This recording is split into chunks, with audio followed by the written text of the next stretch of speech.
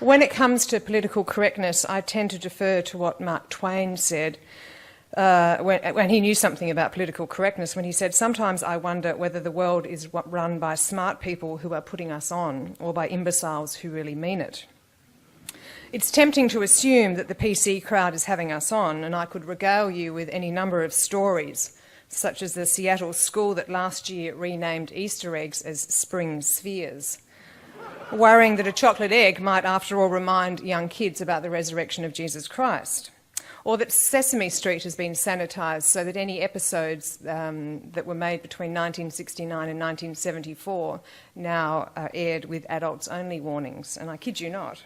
That Enid Blyton has not been spared, of course, that to appease the Don't Smack Children lobby, Dame Slap has now been named Dame Snap. And feminists have been accommodated too, so that Julian and Dick are now required to do household chores along with the female characters. And the gay lobby, of course, has not been forgotten either. The word gay has been replaced with the word happy. And Bessie has been renamed Beth to avoid any connotations to slavery. I must say that one went completely over my head. And Enid Blyton's gollywogs, well, of course, they've been banished too. The Lion King, well, we could talk about how it's full of racist and homophobic messages, according to Carolyn Neuberger from Harvard University, who said that those good-for-nothing hyenas are nothing more than urban blacks who speak in gay cliches. Surely they're having us on, right? But of course we know they're not having us on, and these are not imbeciles who really mean it either.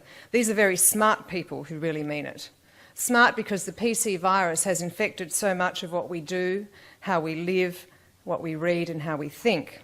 And I think it's the thinking part that should trouble us the most. Earlier this year, Alan Gribben, an English professor at Auburn University in Alabama, joined with a publisher to produce a new version of Mark Twain's Huckleberry Finn. In the new Huck Finn, the word nigger, which appears over 200 times in the original, has been replaced with the word slave. The professor worried that the word offended too many children so that the book would not be read. But as you may know, Huck Finn satirises Southern prejudices of the time. It is in fact an anti-racist book. And if you mess with the power of Twain's words, you mess with the power of Twain's message. And if school children are to really think about American history, for example, in the Deep South, they need to read about niggers. The history and the language are certainly confronting. But then great literature unsettles us. It's meant to. It forces us to think about our reactions. If we're offended, we think about why we're offended.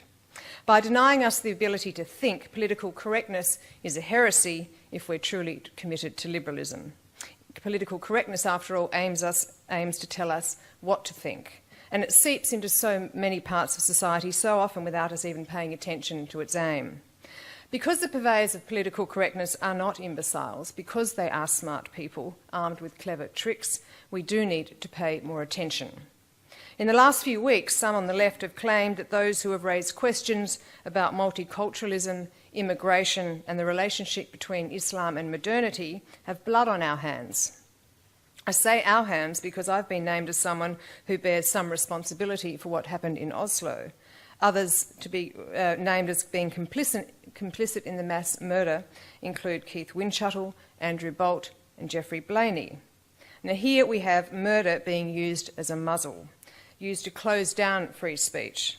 And this is just the latest addition to what is now a growing list of tactics to curb free speech, and even worse, to stifle genuine inquiry and independent thinking. So let me go quickly through some of the tricks. If you want to immediately close down discussion about, say, immigration or border control, you can choose from a range of emotionally charged tools.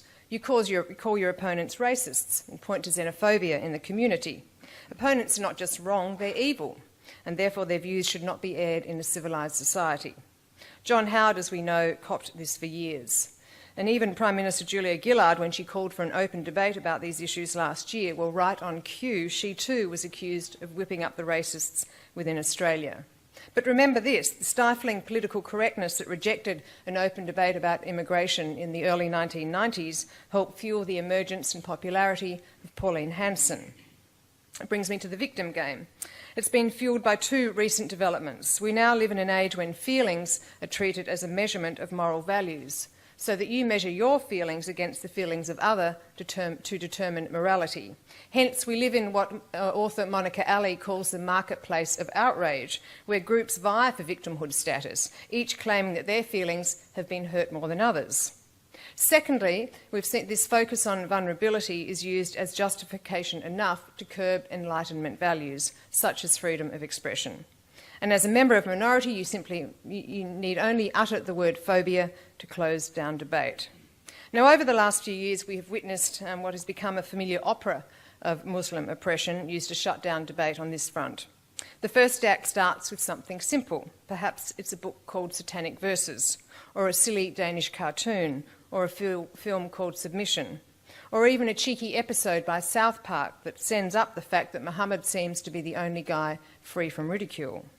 The first act, then comes the libretto. Muslims, or a small but vocal minority of Muslims, scream about hurt feelings. The drama builds in this second act. Death threats are issued, flags and a few effigies are burned, and maybe even a few boycotts imposed.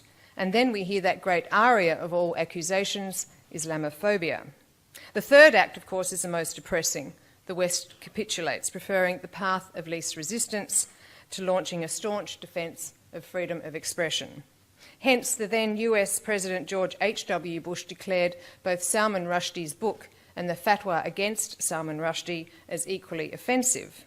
Hence, 20 years later, as Jim mentioned, newspapers across the globe refused to publish the Danish cartoons and politicians muttered something about hurt feelings.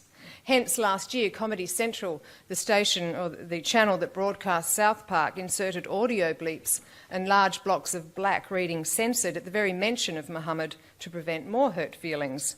And as those clever guys at South Park said, well, like we lost. And we too may lose if we don't recognise the tactics, let alone the consequences, because we're left, after all, with a new norm of anticipatory surrender and self-censorship. The victim game works so well because it's augmented by laws, the apparatus of the state that, again, Jim mentioned. The prosecutions are mounting. Geert Wilders in Holland, writers Mark Stein and Ezra Levant in Canada, and our own Andrew Bolt in Australia, who is facing claim by a group of Aborigines. The PC crowd, after all, is clever, and they're not having us on. They know that there are no useful tests, after all, about hurt feelings and inciting hate. They enact nice-sounding laws, they build bureaucracies and they wait for them to blossom, and they bludgeon free speech.